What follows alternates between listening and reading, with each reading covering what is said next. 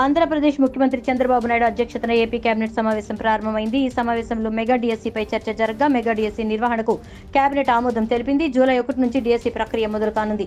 December 10వ తేదీలోపు 16,347 ఉపాధ్యాయ పోస్టులను భర్తీ చేసేందుకు కేబినెట్ గ్రీన్ సిగ్నల్ ఇచ్చింది.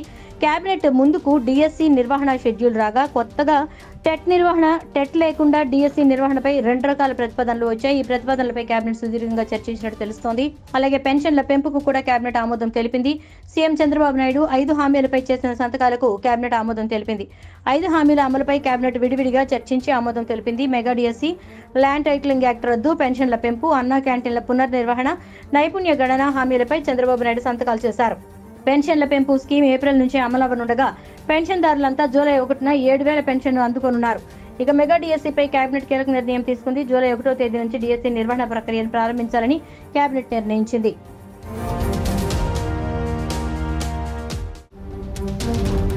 ఆంధ్రప్రదేశ్ ముఖ్యమంత్రి చంద్రబాబు నాయుడు అధ్యక్షతన ఏపీ కేబినెట్ సమావేశం ప్రారంభమైంది. ఈ సమావేశంలో మెగా డిఎస్సీపై చర్చ జరగగా మెగా డిఎస్సీ నిర్వహణకు కేబినెట్ ఆమోదం తెలిపింది. జూలై 1 నుంచి డిఎస్సీ ప్రక్రియ మొదలు కానుంది. డిసెంబర్ 10వ తేదీలోపు 16,347 ఉపాధ్యాయ పోస్టులను భర్తీ చేసేందుకు కేబినెట్ గ్రీన్ సిగ్నల్ ఇచ్చింది.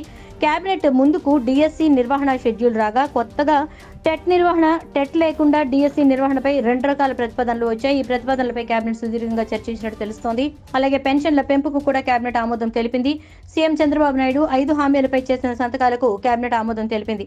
5 హామీల అమలుపై కేబినెట్ విడివిడిగా చర్చించి ఆమోదం తెలిపింది. Mega DSC, land titling act రద్దు, పెన్షన్ల పెంపు, అన్నా క్యాంటీన్ల పునర్నిర్వహణ, నైపుణ్య గణన హామీలపై చంద్రబాబు నాయుడు సంతకాలు చేశారు. పెన్షన్ల పెంపు స్కీమ్ ఏప్రిల్ నుంచి అమలవనుండగా పెన్షన్దారులంతా జూలై 1న 7,000 పెన్షన్ను అందుకోనున్నారు. ఇక మెగా డిఎస్సీపై కేబినెట్ కీలక నిర్ణయం తీసుకుంది. జూలై 1వ తేదీ నుంచి డిఎస్సీ నిర్వహణ ప్రక్రియను ప్రారంభించాలని కేబినెట్ నిర్ణయించింది.